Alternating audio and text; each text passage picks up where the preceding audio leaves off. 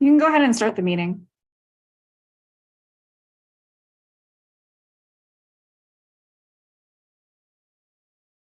David, could you hear me? Yes, I can. I'm sorry. Let me get this agenda up. Apologies.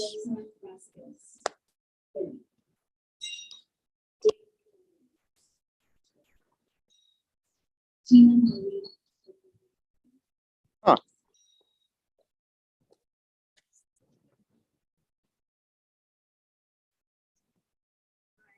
If we could start with the meeting minutes instructions.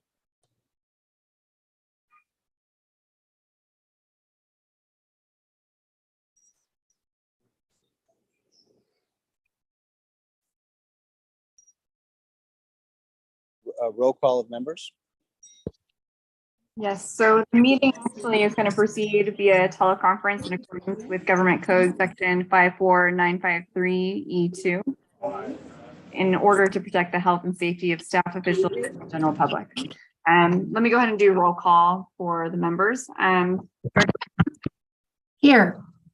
Vice Chair Hernandez. Vice Chair Hernandez. Present. Director Josie. Here. Director Kick is absent. Director Narum. Present. Director Bonanno also is absent. Chair Halbert. Present. We have a quorum. Thank you. If we could move to the next item,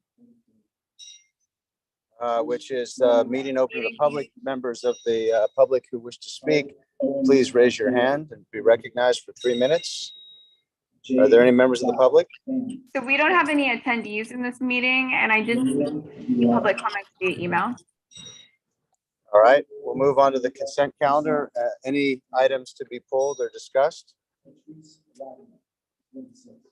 If not, I'll entertain a motion to approve the consent calendar, item 4. I'll move approval of the consent calendar.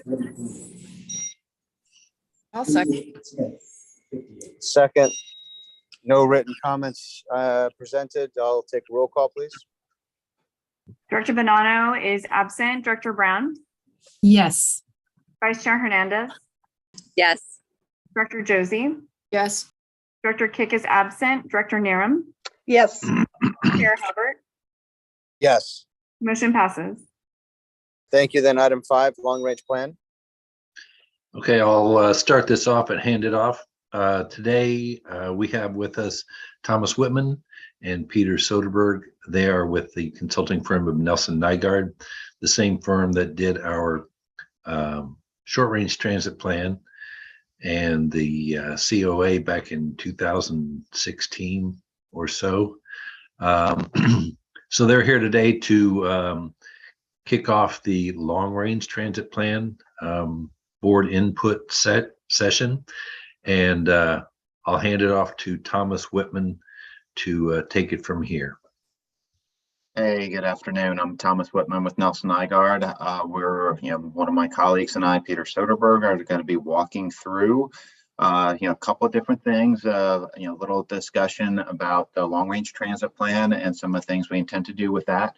And then also go through a series of exercises, that, help us understand your vision, as well as where you stand on some of the trade-offs associated and some of the tensions that are inherently present in transit planning. So we've got a couple of different things, a couple of different educational items to help folks understand some of the things that we'll be looking at as a part of this, and then go through a series of interactive exercises using Menti to help us understand some of the things, some of your priorities. So I want to start off with introducing Peter Soderberg, one of my colleagues, and he'll walk through the some of the long-range transit plan tasks. All right, hi, good afternoon. Thank you for having us here today.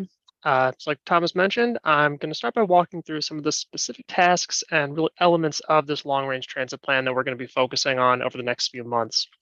So first and foremost, as a part of the long-range plan, we really want to establish what the long-range vision for the agency is, really building off of our findings and the outcomes from the short-range plan, but with longer-term improvements and investments in mind. Part of the goal of this is to really have meaningful board, stakeholder, and community engagement throughout the process so that we can both find and articulate shared goals and values, really ensuring that any recommendations coming out of this plan are in line with what the priorities and the needs are for the community, as well as for those key stakeholders and representatives from the board. A big component of this is creating transparency in that decision-making process so that once these recommendations are developed and we do have that vision, everyone feels like they have a buy-in into that vision for the agency and the future of the region. So one of the first pieces that we'll begin by looking at here is an update to the existing conditions evaluation that really came out of the short range plan. As some of you may know, the short range planning effort started before the COVID-19 pandemic hit. So there's been a lot of changes on the ground in the time since that started. And we really want to make sure that we have an up-to-date understanding of what the demographics look like in the Tri-Valley area, what population density and employment density look like, and how those things have changed in the past few years. We'll also be looking at travel demand and travel patterns throughout the region, both looking at current trends and how people are traveling within the Tri-Valley now, as well as how those trends have changed during the pandemic, how those travel patterns have evolved, and how we can make sure that our future investments align with what we're seeing in terms of these changing travel patterns. We'll also be reviewing any updates and changes in ridership and productivity on the LAVTA system, just to better understand how the role of transit has changed in the region and what role that's likely to play moving forward.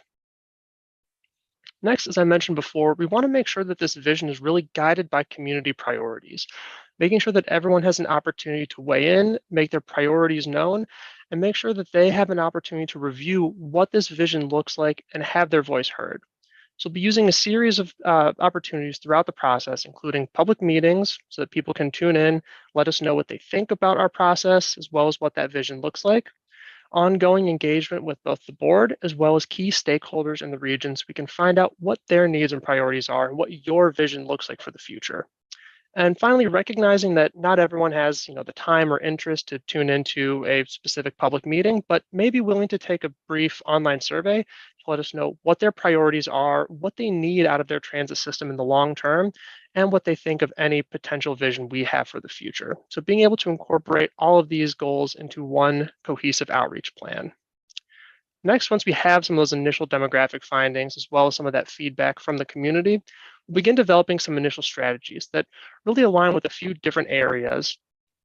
What we do is really view this as different pieces to a puzzle that could be put together in a series of ways, and recognizing that there's really no right or wrong way to provide this kind of transit service, but looking at how there's different trade-offs and where those trade-offs align in terms of these community values. So we'll look at things like how different types of transit service could be provided, different ways it could be provided in terms of a grid or a radial system, things like that on a more technical level, as well as some different trade-offs in how service is provided that Thomas will discuss in more detail later in this presentation, but recognizing that there are specific trade-offs and different ways of providing service and identifying how this can be leveraged to best meet the needs of the community. There's also some external factors, which LAVTA has explored in the past in terms of partnerships with transportation network companies like Lyft and Uber, autonomous vehicles, and things outside of the agency's control like development patterns. So being able to recognize that there are these external factors and seeing what role they can play in the future of transit service for the region.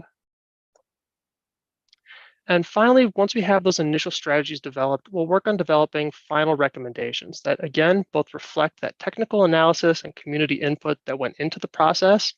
They'll be based on best practices from the industry, as well as guiding principles to ensure that they align with both the board's priorities as well as the community's needs. And finally, ensuring that these goals are realistic, collaborative, and implementable, making sure that we know there's some inherent uncertainty in the future as we move through this pandemic recovery, and ensuring that any recommendations coming out of this process will be implementable and feasible for a variety of funding levels. And with that, I'll turn it over to Thomas to go through our first interactive activity.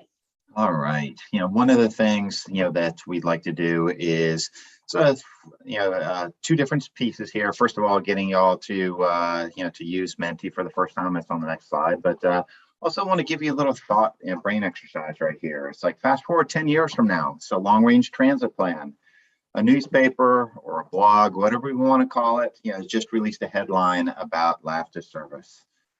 What is it in that headline from a vision perspective that you can affect today that you'd like to see in that headline? What is that vision that we want to be working toward from here, so that 10 years from now, this headline would be able to say something like that. So, we're going to be looking at, sharing this, and if we can go to, for those of you, like it's a remote meeting, all of you are sitting in front of a computer, open a new tab and go to menti.com and enter the 8-digit code 4881-1850. And it should bring you to the first question right here, which is, what is the newspaper vision that you'd like to see? So I'm going to put that up on screen. I want to ask you to share what that is. Write it down. It doesn't have to be long, but then take a look and see what some of the shared visions are, or what some of the individual visions are, and let's see what the folks, where they see the agency 10 years from now. What is it that is something that we could really look at? So here's an example. We've had board member Bonanno answered this 2 days ago. We went this through her, so went through this with her. So here's an example of what a newspaper headline might look like. And again, if we go to menti.com and use the code 4881-1850, hopefully this will show up and you'll be able to add to that. I'm sorry, are we supposed to do that right now or just listen? Right now. Okay. I apologize for not being clear about that. So It's would fine. board Just members let raise me- their hand? Wishing to speak?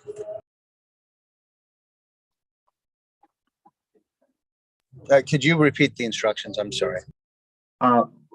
Could we, go to menti.com and use code 4881-1850, and this question that's on your screen should show up, and it should ask you to take a look at that, to write down what is the headline that you would see in the newspaper 10 years from now about your vision for LAVTA. And then we'll, after everybody's had a chance to write this down, I figure we'll talk, each one of you have the opportunity to share what your thoughts are specifically on that.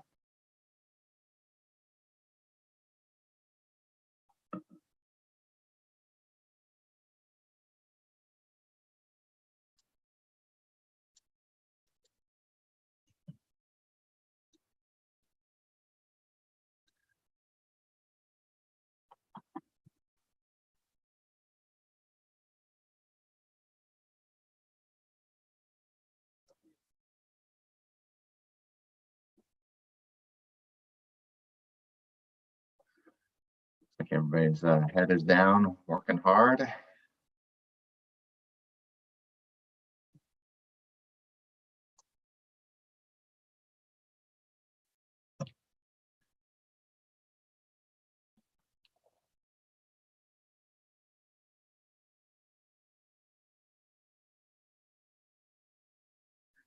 Yeah, LAVTA achieves 15-minute interval service to all neighborhoods in the Tri-Valley. It's an ambitious goal. I love the vision for that.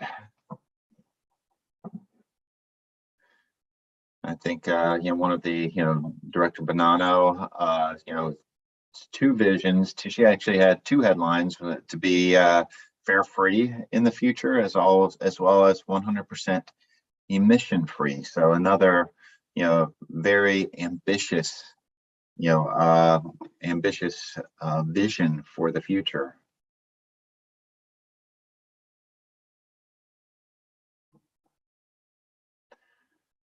Very similar. The LAVTA is the first to use green hydrogen fleet and the first to use SAV.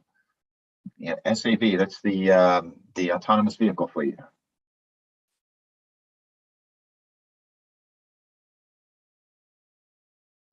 I think you're one of the leaders in taking a look at the autonomous vehicles right now. Increased ridership with high household penetration. I'm going to ask a follow-up. It's like ask a follow-on question. When let's give a chance to, for a couple other folks to share what their headline is.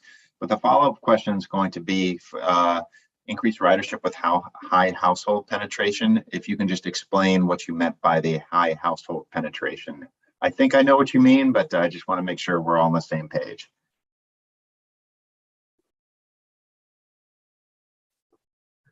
Ridership record. I would say that a high percentage of households use a bus. Everyone uses a bus. 100% penetration. All families use a bus at some point.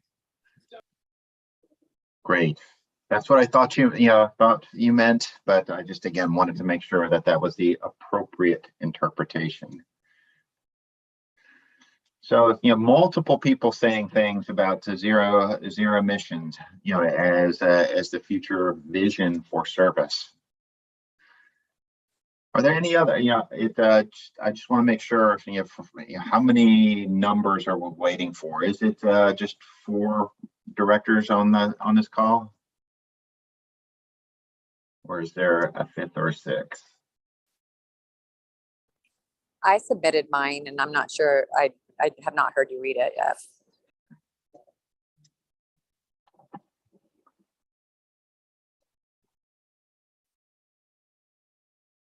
So what you're saying, you submitted it and you don't see it, or?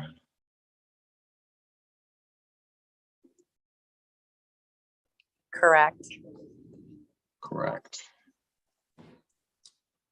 Why don't you share verbally what that might be? Sure. We probably should have done that to begin with. Yeah. No, my headline would have been LAVTA, a reliable bus that will get you from place to place.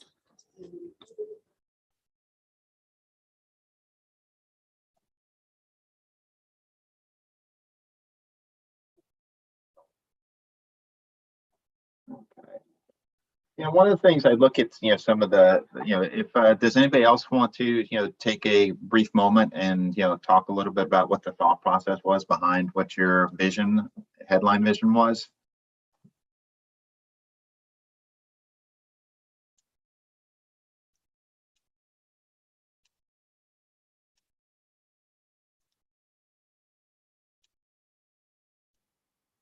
Don't everybody speak at once. I raised my hand, but Oh, yeah. I can't see hand raises because I'm sharing the screen. So that's David can. So this is Carla Brown from Pleasanton. And so one of the things I have been a strong proponent for my entire 10 years on LAVTA has been increasing ridership, because then it becomes buses that are circulating down our street that are actually helping people instead of virtually empty buses. So I know we're doing great with school trippers, but it's as Melissa Hernandez said, getting people from place to place and getting actual real ridership, that we become a successful part of the community's transportation. And then I also added investments in 2023 payoff with increased ridership. I'm not sure what those will be, so I'm hoping you can help us with that. And then absolutely zero emissions, improve regional air quality. So those were my 3 points. I really like to see ridership. The buses are taking the same route, whether they have 5 people or 50 people. So let's get butts in seats. Thanks. right. I am scrolling through folks right now. I believe Director Josie. Yeah, I'm the one that put LAVTA achieves 15-minute interval service to all neighborhoods in the Tri-Valley, which I don't actually expect us to be at in 10 years from now. Very aspirational, in fact, but it speaks to Carla's point that, it increases ridership. People don't ride the bus unless it's convenient to them. There are certain areas of the Tri-Valley that we're really not serving well at all. I mean, we serve them for day tripper, particularly in Dublin. We serve the school trip routes, but really people in those neighborhoods don't take the bus any other time, because the buses just aren't on a convenient schedule. You have to check the schedule. It might be 2 hours for the next bus.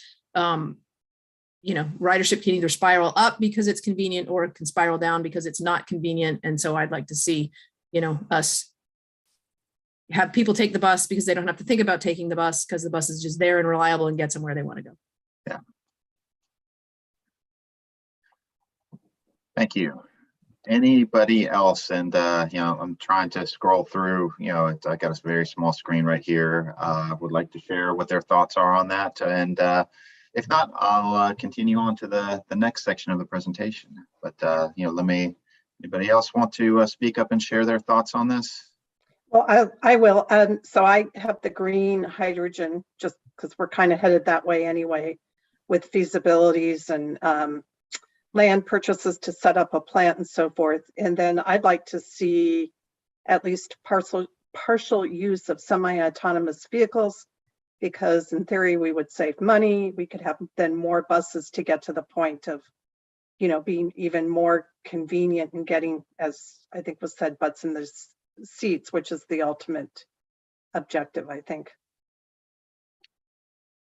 Great, thank you.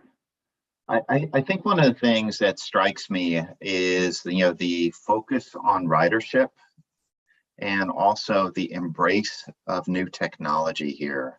And it's one of the things that for newer board members, it's been one of the things that I've always found very impressive about you as an agency, is the willingness to, I guess the best way is to take risks, or be the first. You were one of the first with a partnership with Uber and Lyft. You were one of the first with testing out an autonomous vehicle on public streets. So it's quite frankly, it's cool to see that that looking forward, that same being willing to take a chance on something that might not be as proven is really, really cool to see. So I just figured I'd throw that in as a anecdotal observation with this, but I do think it's very interesting.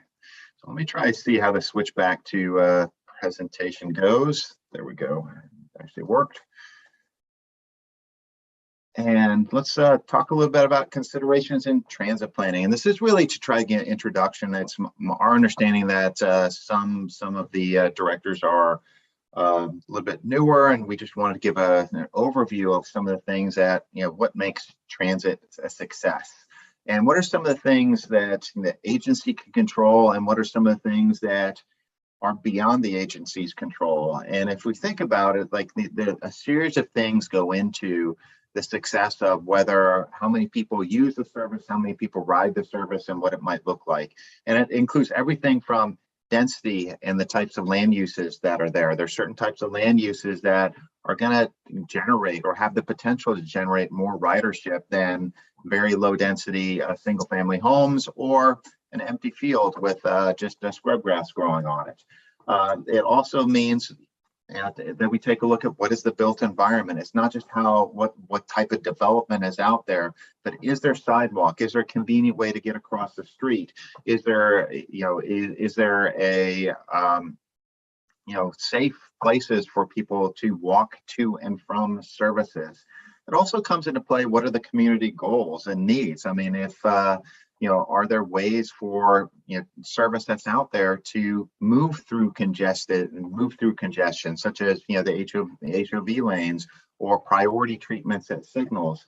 How does each municipality within the region, how do they promote service? And it's a key element in success that many larger municipalities and some smaller municipalities are really trying to see and take steps towards saying our goals, our regional goals, take that step towards supporting transit and transit ridership. It also includes best practices. High frequency, which is one of the things that several of you mentioned is part of your vision, is part of that best practice. But at the same time, we also need to be well aware that there's always budget constraints that are associated with this. So trying to do the most that we can within the budget that we have is one of the key elements that we always take a look at, and when it comes to understanding what works.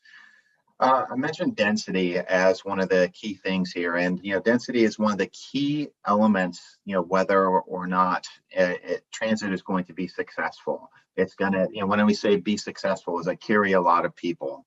And in essence, it's like sort of like a circular thing. You need to have certain types of density, to achieve higher ridership.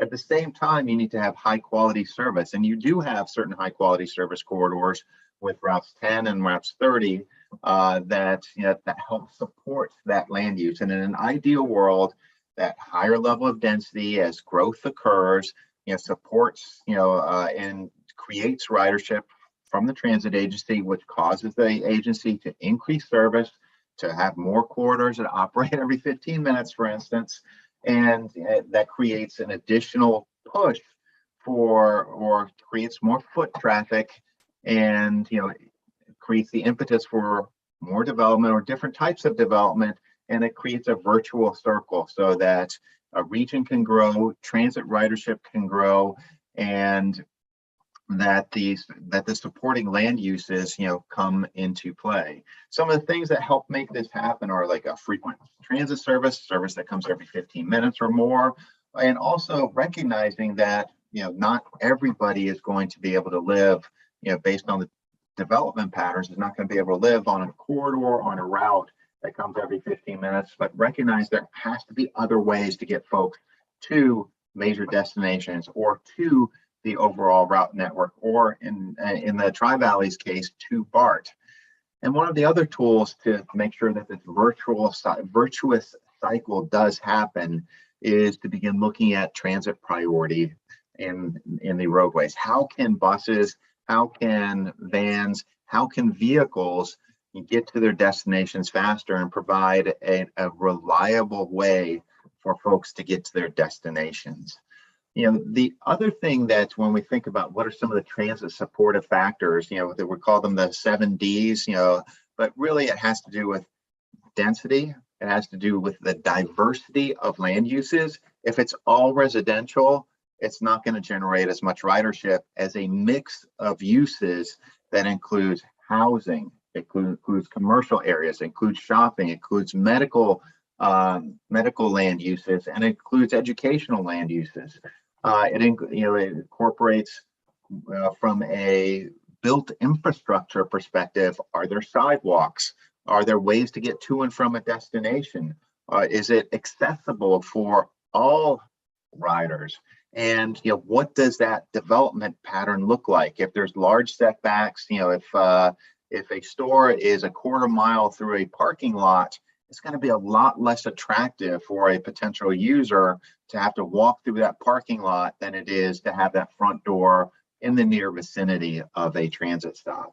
I think one of the other interesting things when we hear of the word density, it's often perceived as a negative word, but at the same time, density, creates, because there's usually with density comes a mix of land uses associated with that, is that there's denser neighborhoods tend to generate fewer automobile trips. It doesn't mean that everybody's taking transit, for this, but it means that certain trip types that would typically require a vehicle would, are able to take place via walking, biking, or via transit. And so again, this is something to keep in mind as we think about like what makes transit a success. Density is a key to this, and it plays a key part in reducing vehicular traffic as denser neighborhoods are developed. Some of the other things that influence whether or not somebody might want to take transit or not includes, do you have a vehicle at home? Are you, where in your income level are you? The closer you are to poverty levels, the more likely you might be to use transit. Renters are more likely to use transit, as well as young adults. Seniors are more likely to use ADA or complementary paratransit service, the flexible service that provide door-to-door service. They're not as likely to use fixed route services, the 35 or 40-foot buses that are traveling through the area. So we have to recognize that when we look at what are some of the needs throughout the area, that what seniors want and need may be very different than what some of the other population segments need in order to provide mobility. I think one of the other things over the past 2 years that's become very clear is that equity has become a big buzzword, and certainly transit provides an equitable mobility, solution for a large segment of our population. Not only can it reduce, improve roadway capacity and reduce emissions, but it provides a lower cost way of providing transportation. As data shows that, on average, the average cost of owning a car, when you throw everything and all costs of ownership in there, costs close to $10,000 versus on average, that same mobility pass on transit costs significantly less associated with this. And it's really, this is why transit is such a lifeline for folks with disabilities, for older folks, and people that don't have vehicles. So in the end, like, where do we want to go? And I think back to some of the vision statements that you put together. It's like, what is it? How do we get 100% usage of our system? We create, we come as close as possible to the ideal transit service where service is direct. It serves a variety of destinations, has frequent schedules that are easy to remember. We have the technology that's there to help give us information in terms of where and when the next bus is coming. The waiting areas are nicely designed and safe for folks. It's well integrated with our other transportation investments. And there's a way to get to get through traffic and congestion in a reliable and fast way. So these are all things that when we think about where could we go in the future, it's not just what things that LAVTA can control, but you can see many of the things on the screen are things that municipalities control, the DOTs control. And so it requires ultimately a partnership to move forward with this. I want to, talk, one other element with this is like when we think about how do we get people to use service and what are some of the elements that drive people to make that choice? And that one of the key things here that we want to consider is that different individuals have different decision-making processes. Somebody that wants to, for whom time is valuable is going to, different things are going to attract them to use transit than somebody who says, I just want to get the cheapest rides from point A to point B. So there's a series of things that from a market segmentation perspective, the folks that value time are not going to necessarily, the same things are, that are important for them are not going to attract somebody for whom money is the most important thing. Or, and if we look at whether it's where folks need to go, when they need to go, how fast they need to go, or how much it costs, there's different things will attract them to service. But there is one constant that I want to make sure that market research consistently shows that reliable service doesn't need to be fast, but we need to, if you can count on it to be there and take the same amount of time on a day in, day out basis, that is something important across market segments. And again, this calls into play, calls into the question in the long term, how can we start looking at ensuring that our service, LAVTA service, is reliable in the long run? I give this presentation, or this types of presentation in places all across the country, and there's very few places that I can point to that I have actually done two of these emerging mobility efforts. But I think the other thing is we look at a long-range vision for transit, and I'm so glad that somebody mentioned this in terms of what their headline might be.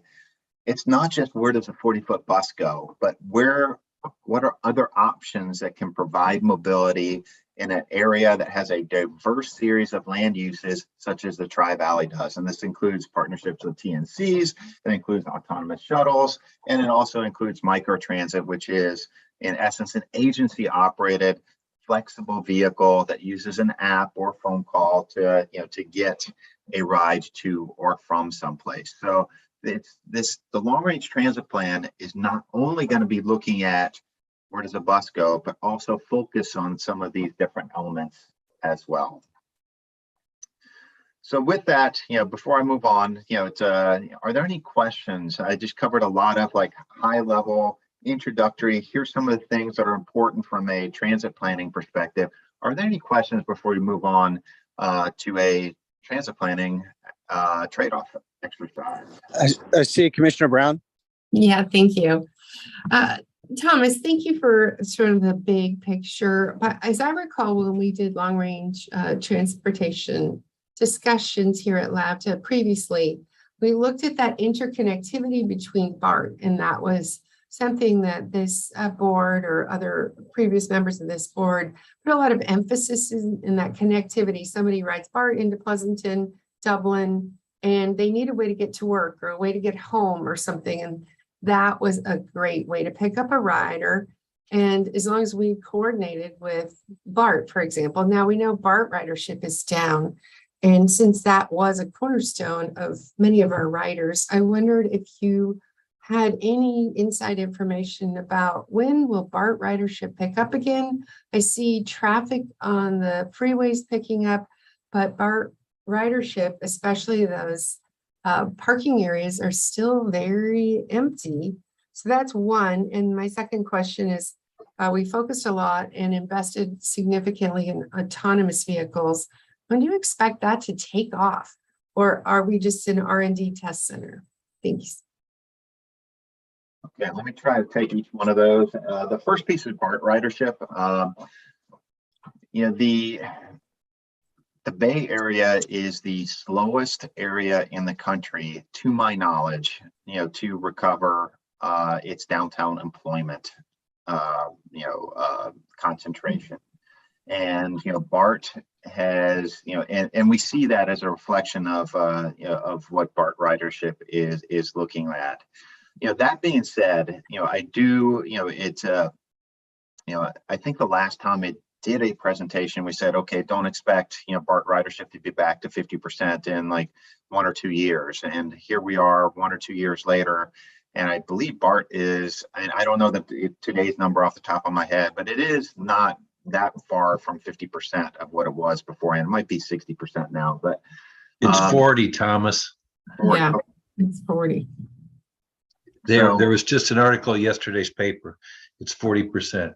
It's Okay. terrible. It's terrible. Mhm. And so, that's the regional, the work from home pattern that many people have right now. I mean, quite frankly, I think most of us are sitting at home, or many of us are at least right now, and you're a perfect example of this. Is going to limit some of the return to work. That being said, if I look across the country in terms of what some of the trends are, I do expect things to come back. Will it look like 2019? Absolutely not. Do I expect to see a slow return and regrowth of traffic on BART? When I said, of ridership on BART, I shouldn't use the term traffic. I do believe that. And some of the factors that are associated with that include, as congestion regrows and it becomes harder and harder to get from point A to point B in an expeditious manner, BART again is going to look at an option as a more viable option. I think people are also, and I sit in one of these areas too, where the reticence to use transit because you're scared you're going to die of COVID, I think that is slowly going away. It's gone away in most of the rest of the country. So I do think that's a secondary factor, but I think it's really one of the drivers of BART ridership being so far down is simply that folks got used to working at home and are saying, why should I spend an hour and a half commuting each direction when I can be as productive at home?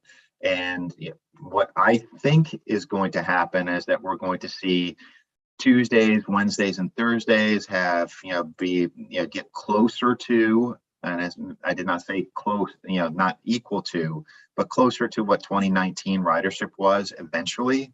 Mm-hmm. But I don't see a 5-day a week work day where things are super crowded 5 days a week anymore. Okay, well, I'll just counterpoint if I may. So thank you. I do understand the slow building back, but I was at an event last night and a gentleman said, I used to ride BART all the time to the city. I don't anymore because it's dirty. I saw a guy shoot up right next to me, and there's just not a pride of this is a safe place to be anymore. And maybe that's just a handful of people I've talked to. It was 4 or 5, but there's some concerns that BART needs to invest in their own safety and security so that people feel safe, and it's not even COVID, because people are going to large theaters, they're doing big events. It's not COVID. I'm sorry, I'm going to disagree with you on that. There is more factors that maybe BART needs to address. It's certainly not our challenge, but we partnered with BART in this last go around, and with BART suffering, I think that's part of our suffering and ridership, of course. Thanks. One of your primary markets has traditionally been that service to BART, and with BART being so far down, it means that partnership and that feeder service those numbers are way down as well. And it's I don't want to say an existential challenge, but it is a big challenge. I mean, it's a large part of your ridership base went away. And so the question is, what is your other ridership base, and what are some of the other things that can help attract folks to come back? Okay. And thank you. And autonomous vehicles, is that going to take off, or is that an investment that's very interesting? I don't, the honest answer is I don't know.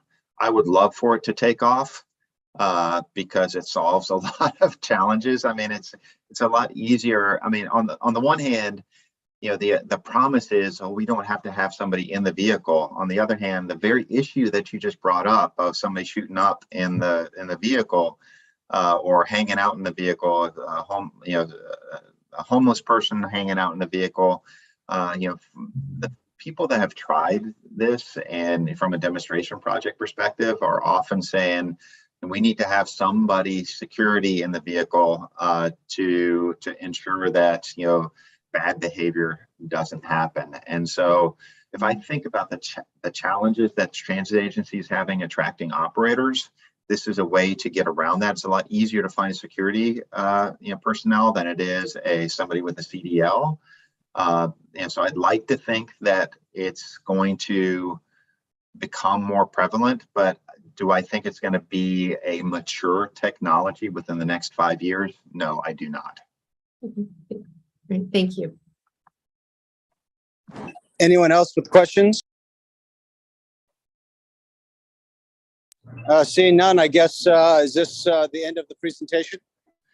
Got one other quick thing. It's like, it's a series of trade-off questions to talk about the values of the agency, and I can walk through this real quick. But ultimately, we want to ask a series of trade-off questions like, what's more important for you, and and just do again. This is sort of like what's important from a transit perspective, from frequency. It's like, why is frequency important?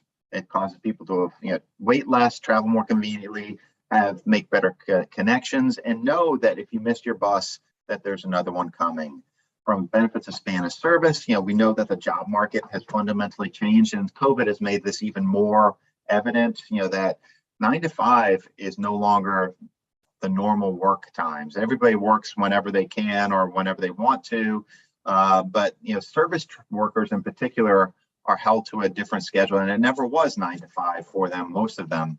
And so non-peak time service levels are super important, for a large part of our market. And more trip types can be served with later or earlier service. One of the things that's also become more evident is a need to focus on 7 days a week rather than just on weekdays. And it was like peaks were always on weekdays. That was when the congestion was. We had the most workforce moving during those times. But at the same time, service industry jobs are 7 days a week. And if you don't have a car, 7 day a week service, is super important to provide mobility. On the other hand, we want to recognize too that weekend service does not carry, and no system that I know of, maybe Vegas might be an exception, but does not carry as many folks as they do on a weekday. One of the other elements is transfers. If we think about where some of the origin destinations are within the Tri-Valley, it's serving each one of those origins destination with a 1-seat ride is very, very difficult. And it's like, and we're going to ask, and we do ask our customers to transfer right now. And we need to recognize that folks dislike transfers, but transfers can be mitigated by 15-minute service or more frequent service.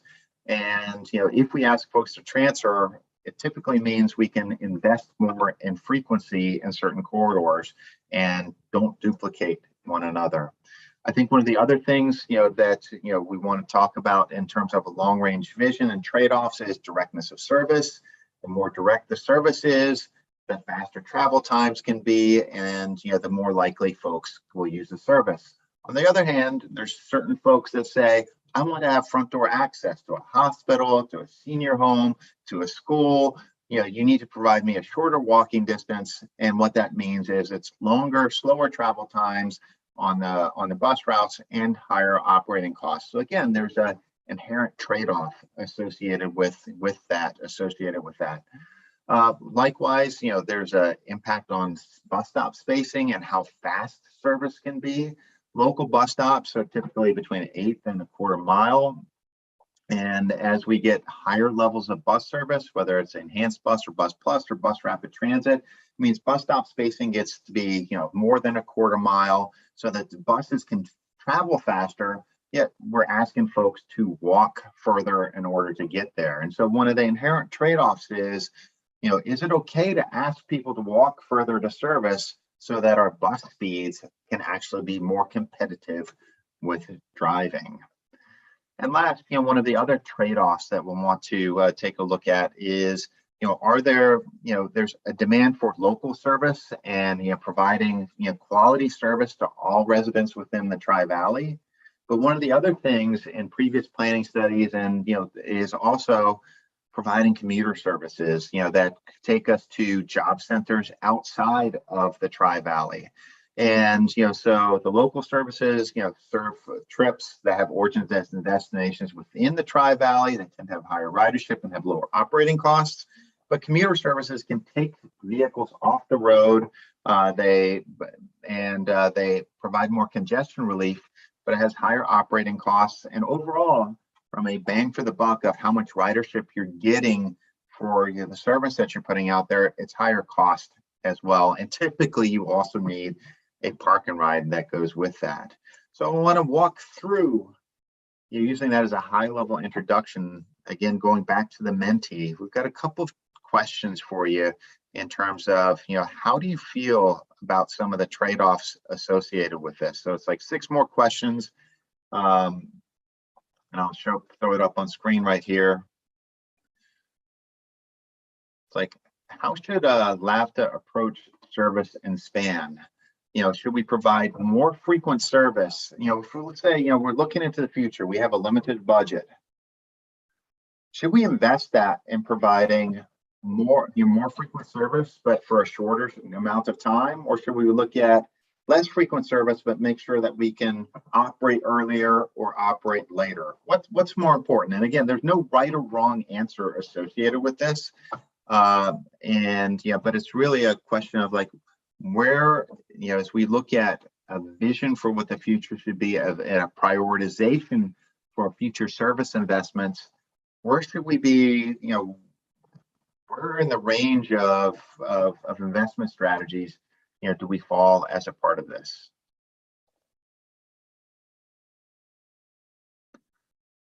And hopefully all of you can, go back to Menti, and it's the same code that you had beforehand. It should have just advanced the slide if you kept that window open. And you can just enter in 1 through 5, where 1 is is a greater emphasis on frequency, and 5 is a greater emphasis on span of service. If you had to choose one versus the other. Hey, Thomas, just Yes. a heads up that we may have board members who can't because they may be driving or away from unable. So you might want to maybe ask for additional verbal Okay. thoughts. Just Thank my you. thought.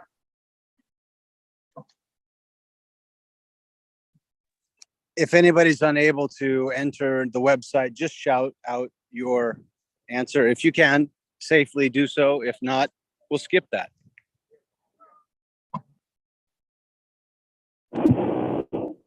I'll go ahead and answer that question with regards to, it really depends on where you're located. And, you know, a lot of folks in the Tri-Valley go to Silicon to go, you know, for work. And so a lot of these businesses supply actual buses for their employees, like Facebook, where they have a location where they meet in the morning. So I think for me, it would be, you know, more frequency to get people from place to place, but it really depends on how much ridership you have. And I think that's a great illustration of some of the trade-offs, and also an acknowledgement of that you have a park and ride based regional service operating already to Genetec, to Facebook, to Google, to Apple, from the Tri-Valley right now. It's just not on LAVTA vehicles, it's on private vehicles that are crossing the bay. All right, I'm going to move on to the next question. Whoops, wrong slide. How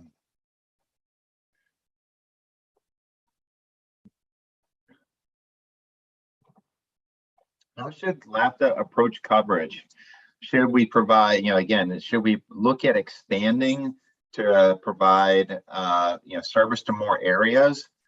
If we, again, this is like if we have a limited amount of resources, or should we, you know, it's provide less service, less frequent service to more areas, you know, basically trying to spread the wealth, or is it to provide more frequent service to fewer areas, like, you know, invest in the areas that we serve right now and do it better than what we're doing right now?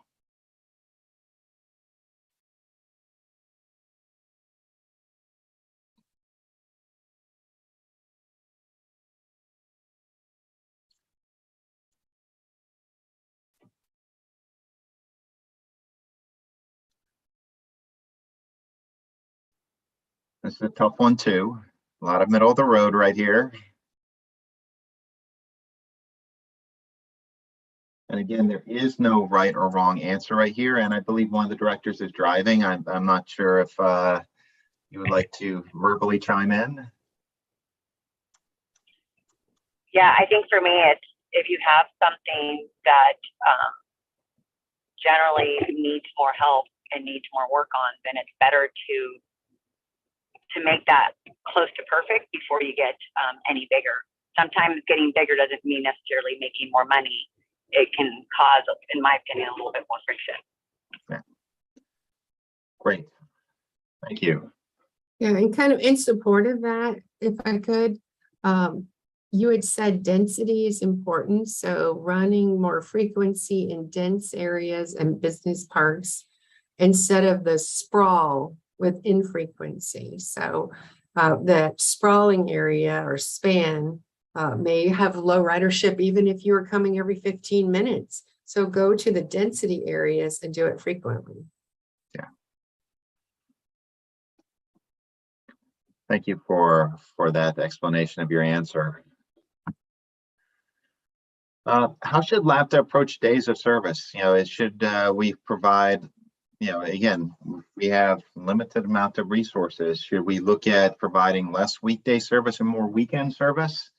Or should we look at providing more weekday service and or a greater focus on weekdays with a less of a focus on weekends?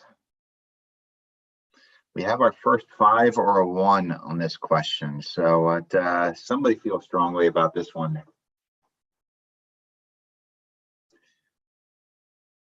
So we can wait for one more response. And well, it's just going to say it depends on the demand. Sorry, I will respond, but it depends on the demand. Yes, it does.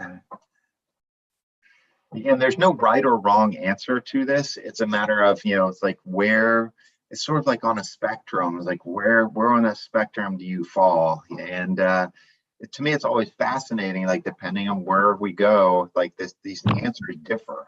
And so it's cool to see. And And it's like, is there a verbal response here other than it depends? No, I agree. It does depend where you're at. I mean, on the weekends, you're going to go get your chores done, right? You're going to go grocery shopping. It's really hard to be able to take your 10 bags of groceries into a bus. And so most people, now that COVID is almost lifted completely, they're going to go away probably to a further destination than they have before. They're most likely, may or may not stay in place for us in the Tri-Valley. Yeah. So.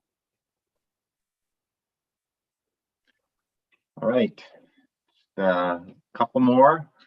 From a transfer perspective, right now we ask folks to transfer in downtown Livermore. We ask folks to, at the Dublin BART station, the Dublin Pleasant BART station. How should LAVTA approach transfers? Should we provide more routes with less frequent service but fewer transfers? So like more one-seat rides, but or should we focus on frequency, but because we're trying to serve multiple trip purposes here, to ask folks, we can have more frequent service on certain corridors, but we're going to have to ask folks to transfer to and from their, potentially transfer to or from their final destinations.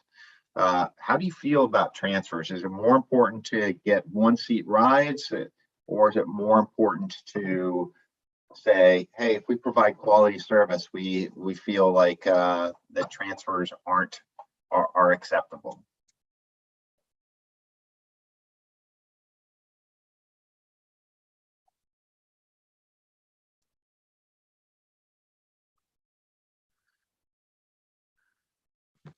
To me, that depends greatly on how frequent is frequent.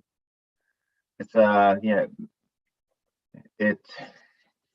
if it's every 60 minutes, I know how most people would answer, but if it was 30 or 15 minutes, the answer might be different, for instance.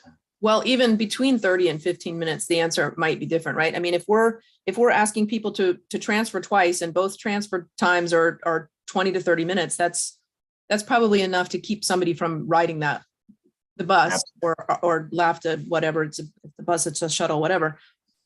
If it's one transfer and it's 15 minutes, that's probably not going to deter somebody. Yeah. So, what I'm hearing here is that, there's the recognition that much of the service that LAVTA provides is not that frequent. I mean, we've got two, very good routes, and then a lot of routes that come much less frequently. That is one of the reasons why, the thought of depending on transfers is a lot less pleasant, I guess. Is pleasant's the wrong word, but a lot less agreeable. Does that sound about right? Yes. Yeah, one thing that I think you have to take into account on transfers is weather. If it's 105 degrees out, am I going to be willing to stand at a bus stop outdoors that may or may not have shade? And conversely, if it's 30 degrees out, same thing. Am I going to be willing to do that? Yeah. And there may be times of the year, well, it's 15 minutes. It doesn't, it's a nice day. It's pleasant. It may be okay.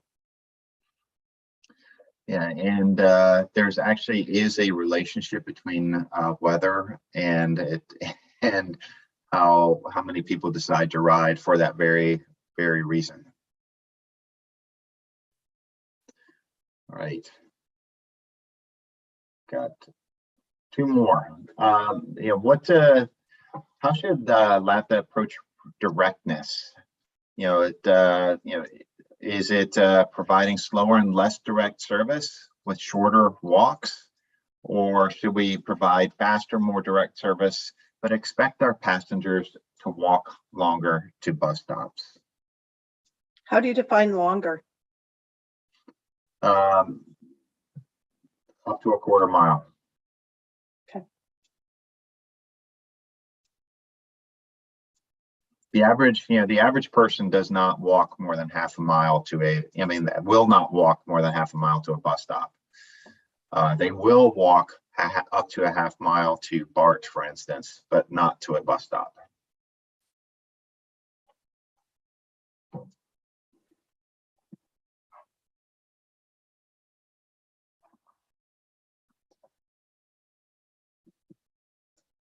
All right, we can have the full rainbow here if one of the first answers. Sorry, we do quite a bit of people that have disabilities. They're not going to walk a half mile or a quarter mile, or cannot, or should not. So that's one thing I took into consideration, that not everybody's able-bodied to walk, but some are. Yeah, I completely agree. And No, I think, can I just add something really quick? sure. I think one of the answers is you really have to know who your ridership is, right? I think for all these questions that I understand that you're asking, you have to be able to understand your ridership to make these questions, for me, to be more something that we can work on and fulfilling and so on.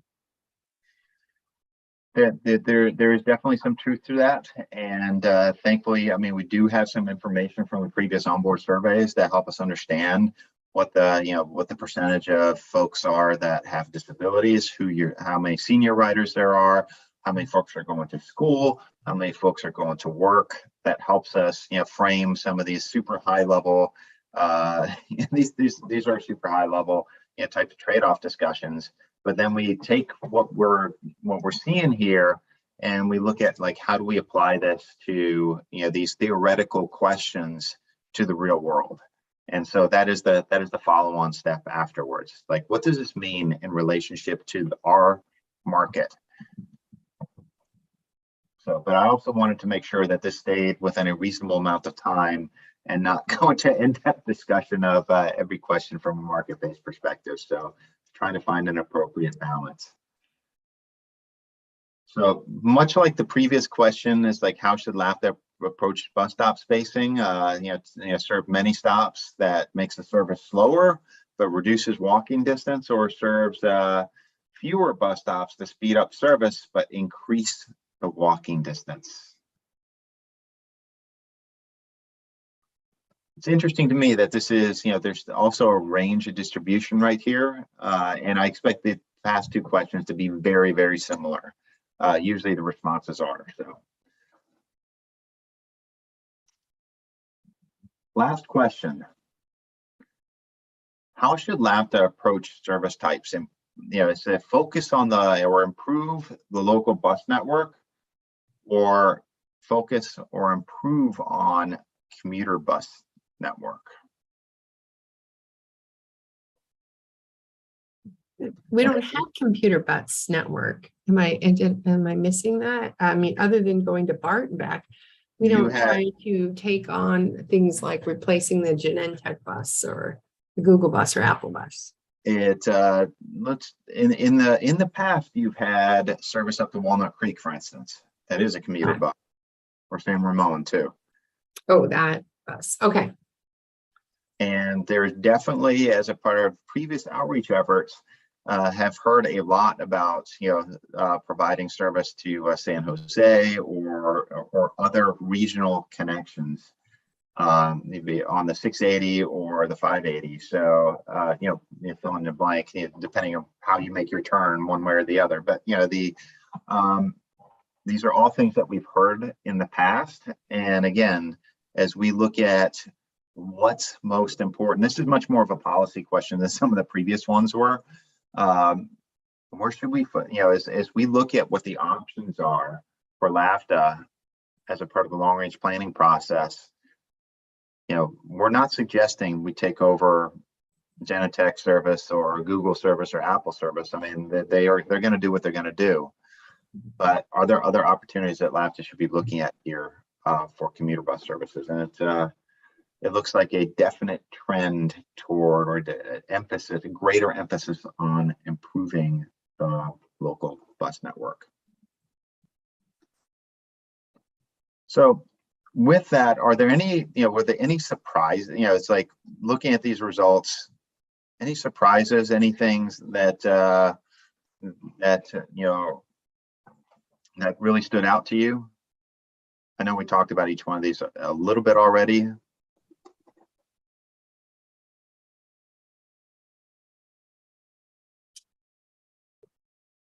I don't see any hands raised, so. I'll just say something.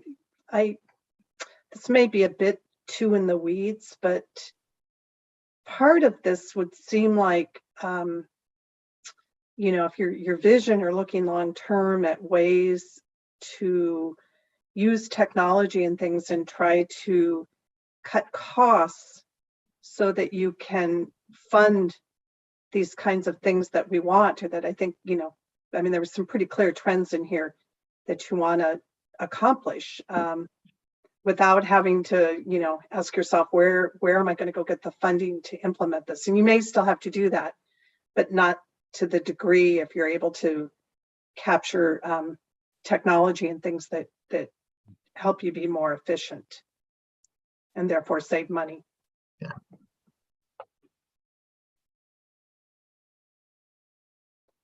All right. I want to, close out and say, where do we go from here? So first of all, I want to say thank you for sharing some of your thoughts. And, some of the questions are definitely hard, or they, cause you to think of like, what is my priority and why is it that way? So I appreciate you all taking the time to think about this and to also voice and describe some of the answers of like why you gave some of the answers here. But where do we go from here?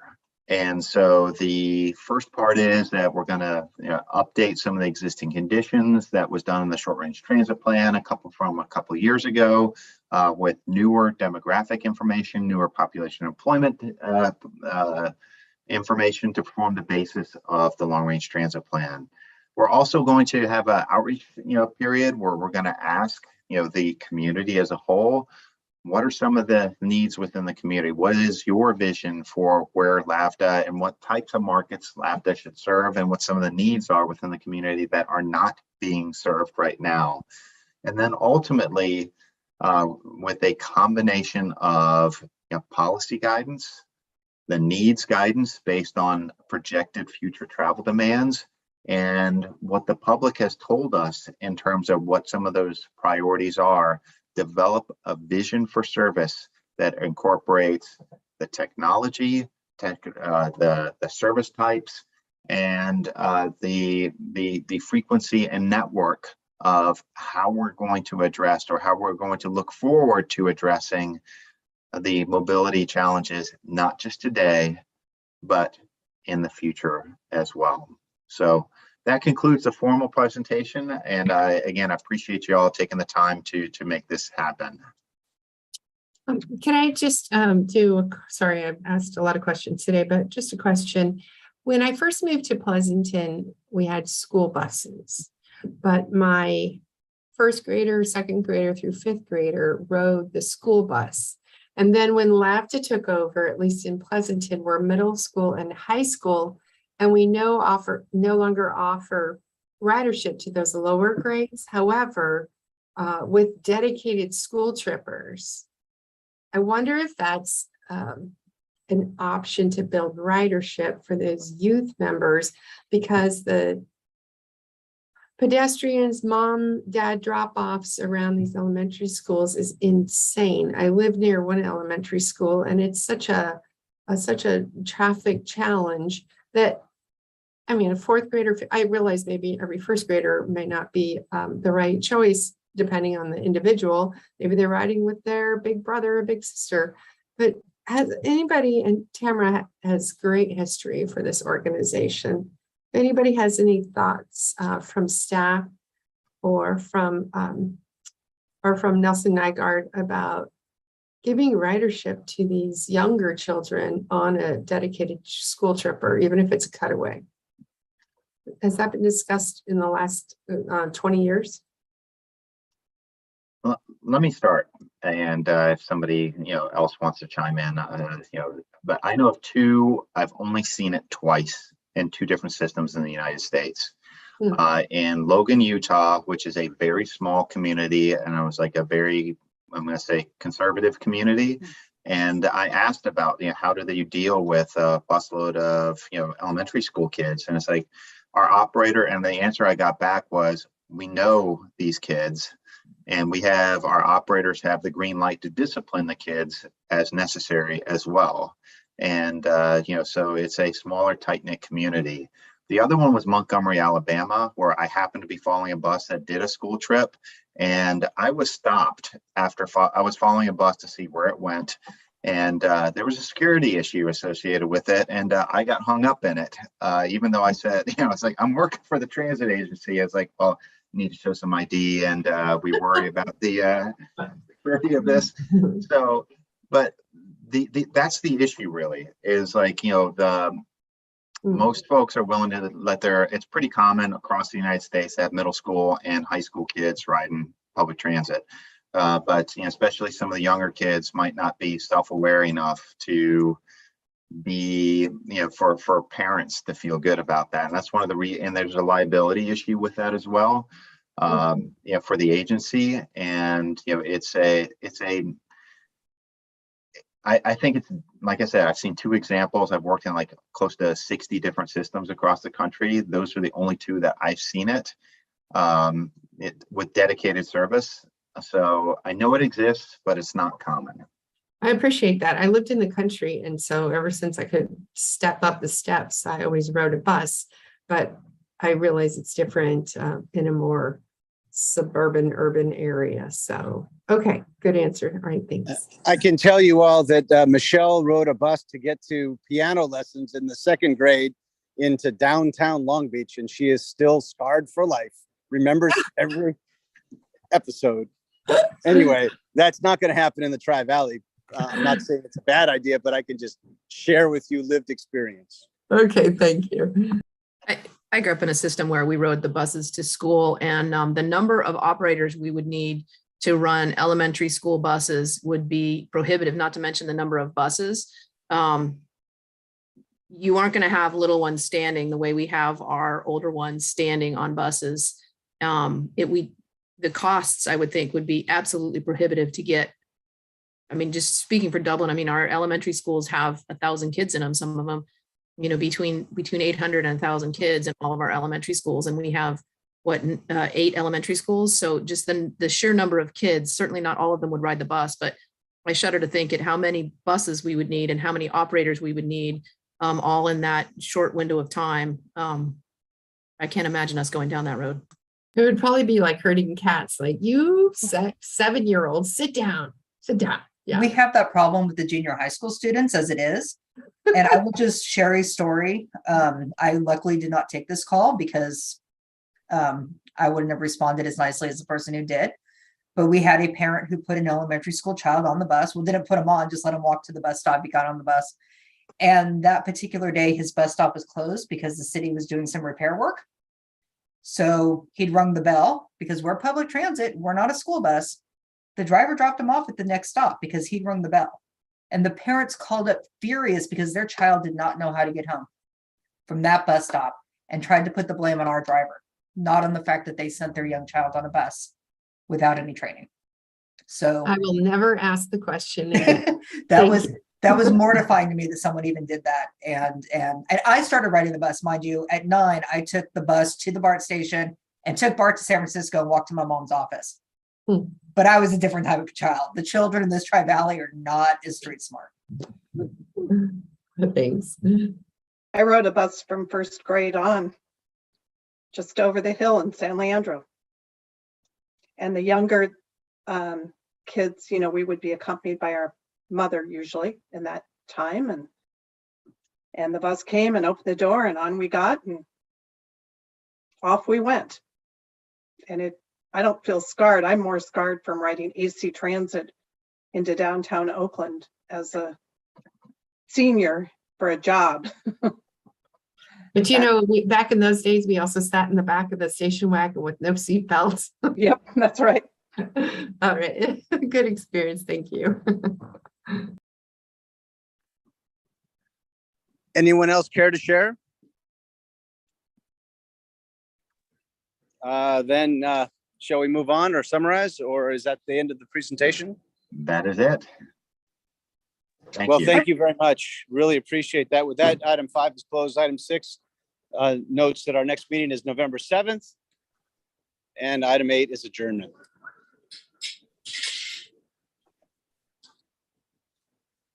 Have a Great. great afternoon, everyone. Thank you. Be safe for trick or treat.